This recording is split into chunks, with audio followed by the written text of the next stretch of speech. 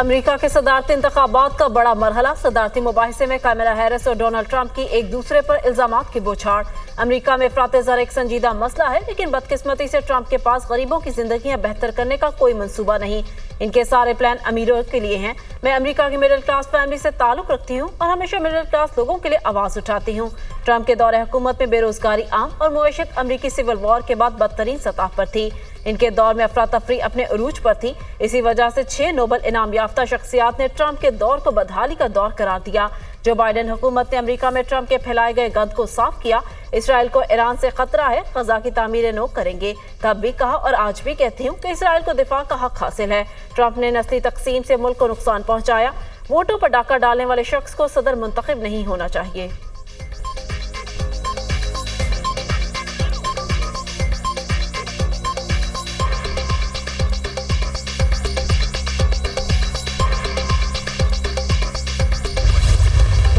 मेरे दौर में बड़ी मुआशी तरक्की हुई। सेल्स टैक्स से मुतल्लिक कमला हैरिस के बयान में कोई सदाकत नहीं। हकीकत यह है कि कमला हैरिस के पास अमरीकी खुशहाली का कोई मंसूबा ही नहीं है। ये जो बाइडेन का प्लान लेकर घूम रही हैं। मेरे दौरे हुकूमत के बरक्स मौजूदा दौर में महंगाई इंतहा पर पहुंच चुकी है। सब जानते हैं कि मैंने टैक्सेस में कमी की। कमला हैरिस मार्क्सिस्ट है। ये मुंतखब हुई तो अमेरिका को तबाह कर देंगी। फिर कहता हूँ, डेमोक्रेट्स अमेरिका के साथ जो कुछ कर रहे हैं वो जुर्म से कम नहीं। रोजाना सैकड़ों अफराद गैर कानूनी तरीके से अमेरिका में दाखिल हो रहे हैं, लेकिन हुकूमत हाथ पे हाथ धरे बैठी है। इलेक्शन जीता तो अमेरिका को तरक्की की नई बुलंदियों पर ले जाऊंगा। रूस ने पैगाम भेजा मगर हुकूमत बात करने में नाकाम रही। प्यूटन ने 3 दिन इंतजार के बाद यूक्रेन पर हमला किया। मैं सदर होता तो हमास इसराइल पर हमला ही ना करता। कमला हैरिस अमरीकी सदर मुंतखब हुई तो इसराइल तबाह हो जाएगा। डोनाल्ड ट्रंप का जवाब।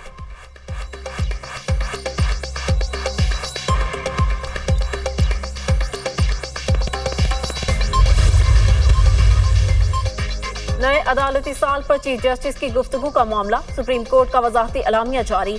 चीफ जस्टिस के साथ ऑफ द रिकॉर्ड गुफ्तगू को गलत अंदाज में रिपोर्ट किया गया। चीफ जस्टिस काजी फायज ईसा से सहाफ़ी ने तौसी से मुतालिक सवाल किया। चीफ जस्टिस ने जवाब में कहा, नई माह पहले वजीर कानून चैम्बर में मुलाकात के लिए आए थे।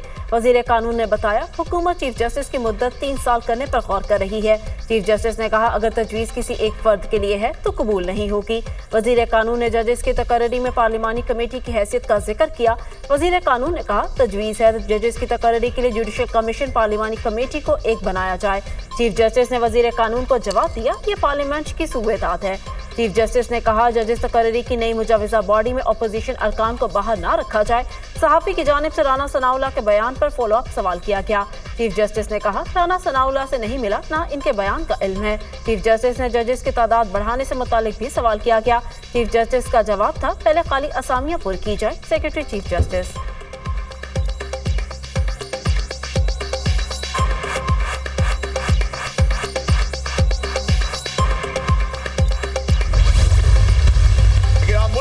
बात करेंगे, आप माँ बहन की शर्म हया खत्म कर देंगे।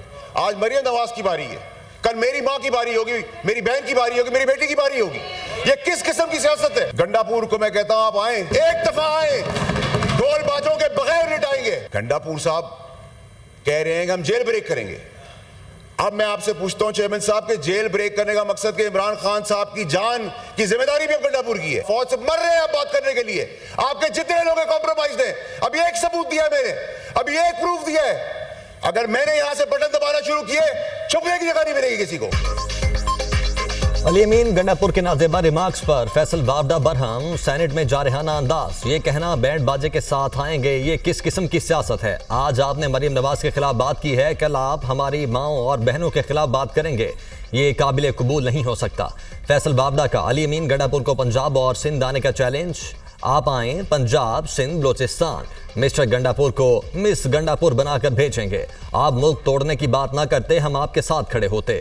अंदर खाते ये फौज से बातचीत के लिए तरले कर रहे हैं। अरशद शरीफ केस में मुराद सईद जनरल फैज से बानी पीडीआई को कैसे पता था ये होने वाला है?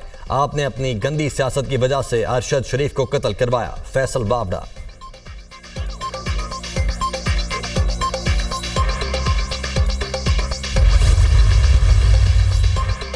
बैरिस्टर गोहर खान थाना संजानी में दर्ज मुकदमा में बरी। पुलिस ने चेयरमैन पीटीआई को रिहा कर दिया।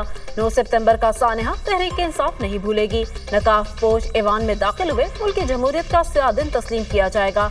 क्या जलसा शादी हॉल में था कि 7 बजे खत्म कर देते? कौन सी दुनिया में ऐसा होता है कि जलसा लेट हो जाए तो मुकदमा दर्ज किए जाएं? चेयरमैन पीटीआई बैरिस्टर गोहर की मीडिया से गुफ्तगू।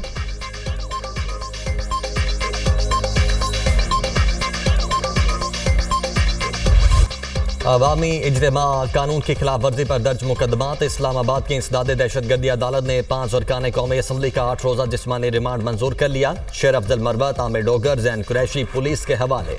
अरकान कौमी असम्बली नसीम शाह और अहमद चट्टा का भी 8 रोज़ा जिस्मानी रिमांड। इंसदाद दहशतगर्दी अदालत ने MNAs के खिलाफ केस का फैसला सुना दिया। तर्जुमान तहरीक इंसाफ शुएब शाहीन का थाना संजानी में दर्ज मुकदमे में 8 रोज़ा जिस्मानी रिमांड मंजूर। शुएब शाहीन को पुलिस के हवाले कर दिया गया।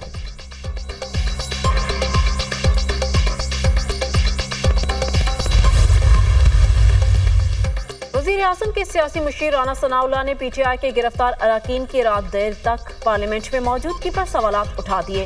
कहा, पार्लियामेंट की इमारत कोई अमाजगा नहीं, दफ्तरी औकात के बाद सिक्योरिटी अमले के अलावा किसी को वहां ठहरने की इजाजत नहीं। पीटीआई रहनुमाओं ने खुद कहा, अगर गलत तकरीर की है तो मुकदमा दर्ज करें। अब मुकदमा दर्ज हो गया है तो इसमें गिरफ्तारी भी होगी और अदालत में ट्रायल भी होगा। गिरफ्तार अरकान का प्रोडक्शन ऑर्डर जारी हो गया।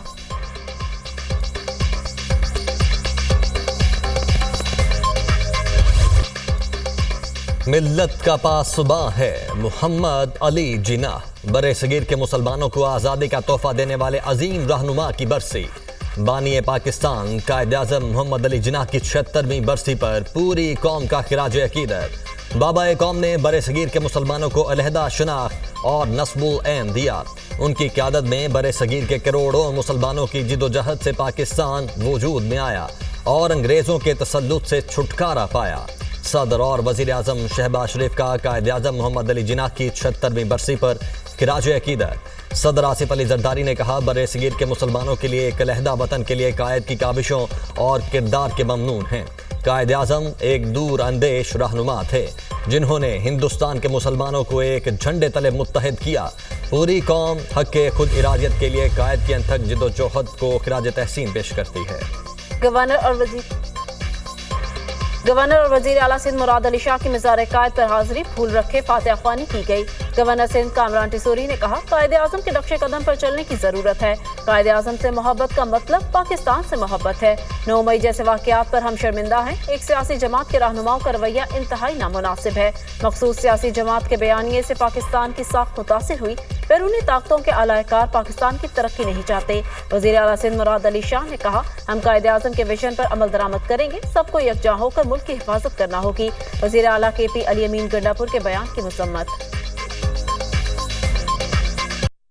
एक मुंतखब वज़ीर आला की जो ज़बान है उसकी तो उसके अपने पार्टी के लोग सिवाय एक शख्स के, उस शख्स ने सुना है कि कहा है। मुझे यकीन अभी तक अपने कानों पे नहीं, लेकिन फिर मुझे याद आता है कि हाँ वाकई ये वही है जो मुल्क के वो नुकसान पहुंचाना चाह रहा था। कि जो बात की है तो उस पर तो जितनी मजम्मत की जाए वो कम है।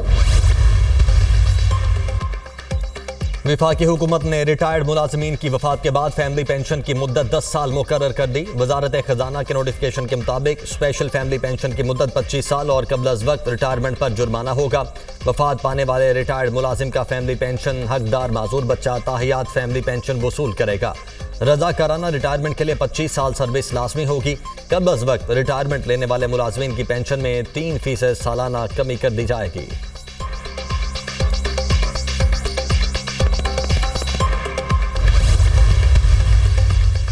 पेंशन एक बॉम्ब की शक्ल इख्तियार कर चुकी, इसे रोकना होगा। पेंशन इस्लाहात पर जल्द कानून साजी लाएंगे। जो इदारे नुकसान में चल रहे हैं वहाँ से अरबों रुपए बचा सकते हैं।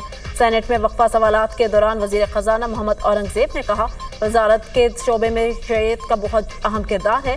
ज़राअत फाइनेंस को बढ़ाना है। लाइफ स्टॉक और डेयरी की भी फाइनेंसिंग की ज़रूरत है। टेक्सटाइल के अलावा दीगर शोबों में बरामदात बढ़ाना पड़ेंगी।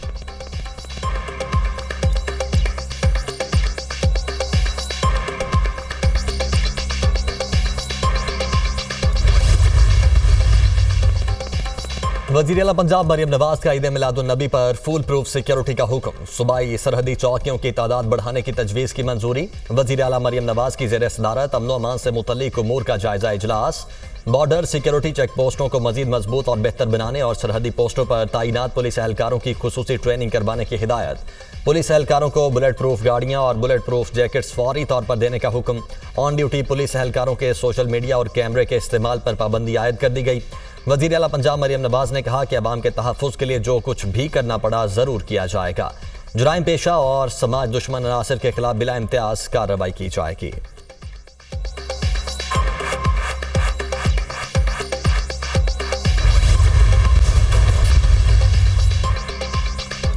अक़वाम मुत्तहिदा और सऊदी अरब की गजा में महफूज करार दिए गए इलाकों में इसराइली बमबारी की मजम्मत। सेहूनी बमबारी से 40 फ़लस्तीनियों की शहादत पर तशवीश का इजहार। आलमी इदारों को महफूज करार दिए गए सेफ जोन्स पर इसराइली हमले आलमी इंसानी कवानीन की खिलाफ वर्जी है। गजा में इसराइल का सेफ जोन को टारगेट करना अफसोसनाक है। सऊदी वजारत खारिजा। गजा में मिशन मुकम्मल करने के करीब है। अगला महाज हिजबुल्लाह के खिलाफ खोलेंगे। शुमाली सरहद पर हिजबुल्लाह के साथ रोजाना फायरिंग का तबादला होता है। इसराइली वजीर दिफा का बयान। कहा, ऐसे मुज़ाकरात को तरजीह देंगे जिसके नतीजे में हिजबुल्लाह के जंगजू सरहद से दूर चले जाएं।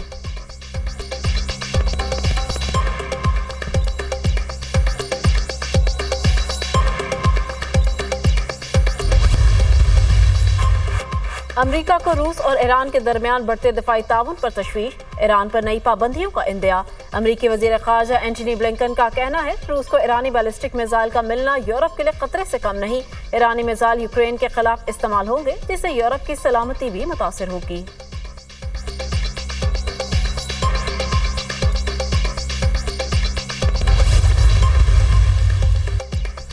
ताकतवर समंदरी तूफान यागी से शुमाली वियतनाम में तबाही। हलाकतों की तादाद 65 हो गई। 750 से ज्यादा अफराद जख्मी, 39 लापता। ज्यादातर हलाकतें मिट्टी के तोदे गिरने और सैलाब से हुई।